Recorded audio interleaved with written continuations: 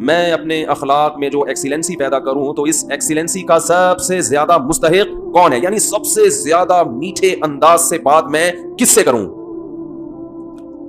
آپ یوں بھی کہہ سکتے ہیں آج کی زبان میں, جب میں بات کسی سے کروں تو اس میں شکر گھولوں میں, تو سب سے زیادہ چینی اور سب سے زیادہ شکر کس سے بات کرتے ہوئے اپنے کلام میں گھولوں. بات آ رہی ہے سمجھ میں؟ آپ صلی اللہ علیہ وسلم نے فرمایا امک, پوری کائنات میں سب سے میٹھے انداز سے اگر تم نے بات کرنی ہے تو سب سے زیادہ رائٹ یہ کس کا ہے؟ تمہاری, بولو نا, ماں کا.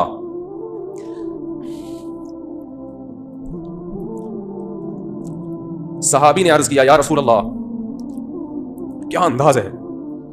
فرمایا ثم من, ثم کا مطلب ہوتا ہے اس کے بعد, ثم من, یا رسول اللہ ماں کے بعد دوسرے نمبر پر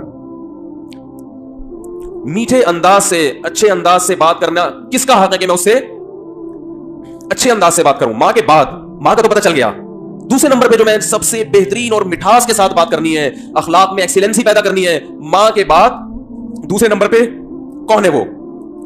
تو آپ صلی اللہ علیہ وسلم نے کیا جواب دیا؟ فرمایا امک, ماں کے بعد دوسرا نمبر بھی کس کا ہے؟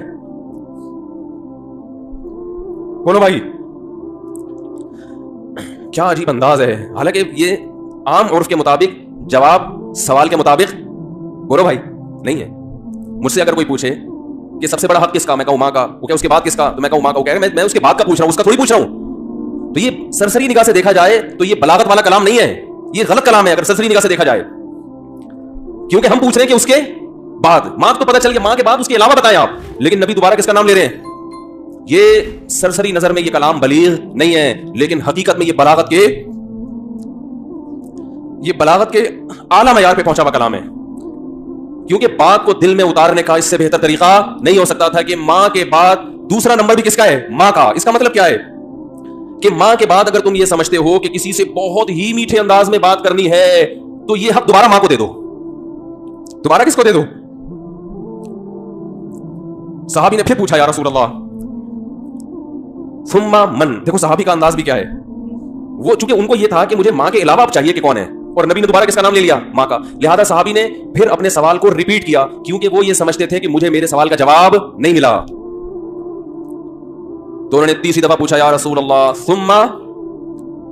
ثم من, یا رسول اللہ تیسرے نمبر پہ کون ہے؟ تو آپ صلی اللہ علیہ وسلم نے فرمایا امک, تیسرے پہ بھی کون ہے؟ بولو بھائی, یہ ہے ویمن رائٹس. یہ کیا ہے؟ یہ جو بے شرم لوگ حقوق نسواں اور عورتوں کے حقوق کے نام پہ الو بنا رہے ہیں نا, ان کی باتوں میں مت آیا کرو. ان کا مقصد صرف عورت کو کپڑوں سے آزاد کرنا ہے اور مرد کی دستر سے آزاد کر کے مرد کے مقابلے میں لا کے مرد کا دشمن بنانا, تاکہ مرد عورت سے محبت کرنا چھوڑ دے, اس کا حق دینا چھوڑ دے. تمہیں اسلام نے عورت کے جو حقوق بیان کیے ہیں, اس کے بعد ہمیں کسی اور سے عورت کے حقوق کو سمجھنے کی ضرورت نہیں ہے. ہمیں کسی لبرل سے, کسی حکومت سے, کسی ویمن رائٹ سے, کسی سے ہمیں سمجھنے کی ضرورت نہیں ہے.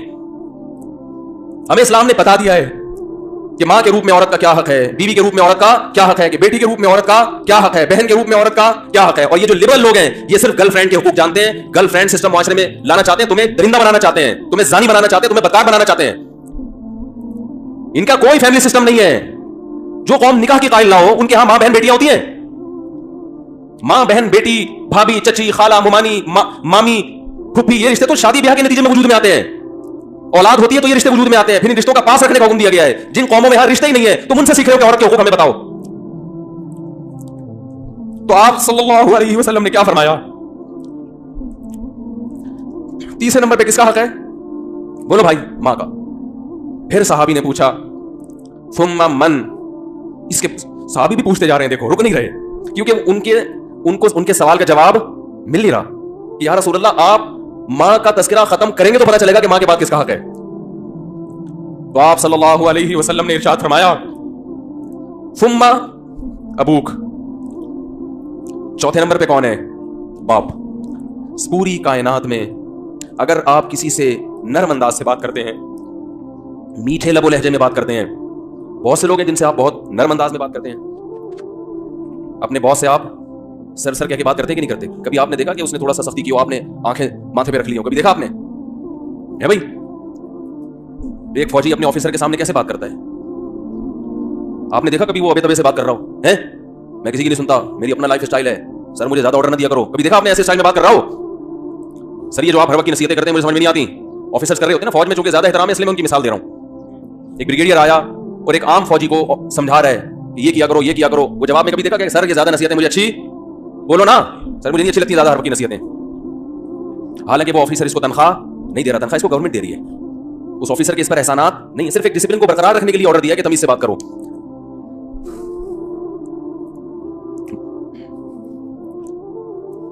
اس نے آپ کے لیے قربانیاں دی ہیں, وہ آپ کے لیے لوگوں سے لڑا ہے. لڑتے ہیں کہ نہیں لڑتے؟ بھائی میرے بیٹے کو گالی دی کیوں تو نے؟ وہ یہ چاہتا ہے کہ آپ اس سے آگے چلے جائیں. آپ کی ماں نے جو آپ کو بچپن میں محبت سے پالا عزت کے ساتھ, تو ماں کو یہ شیلٹر کس نے دیا ہے بھائی؟ باپ نے. باپ اگر نہ شیلٹر دیتا وہ اتنی محبت کے ساتھ نہیں پالتی.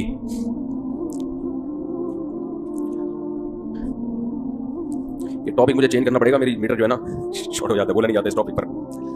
خیر ہم اپنا جو موضوع لے کے چلے تھے اسی کو کرتے ہیں. تو دیکھو آپ صلی اللہ علیہ وسلم نے کیا فرمایا کہ چوتھے نمبر پہ سب سے زیادہ حق کس کا ہے؟ بولو بھائی, باپ کا.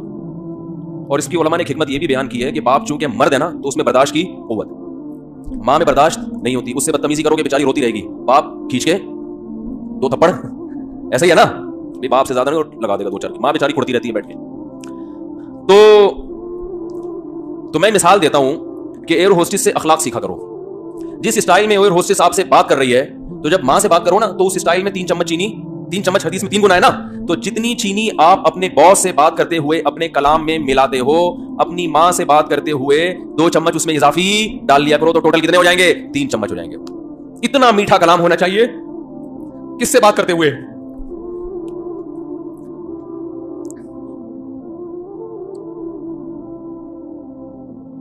ہم نے بڑے بڑے علماء کو دیکھا ہے, ان کے والدین بالکل دیہاتی, کچھ بھی نہیں آتا ان کو, بالکل گنوار, نہ بات کرنے کی تمیز, نہ اٹھنے بیٹھنے کی تمیز, لیکن بیٹے بن گئے بہت بڑے عالم, اللہ نے بڑی عزت دی.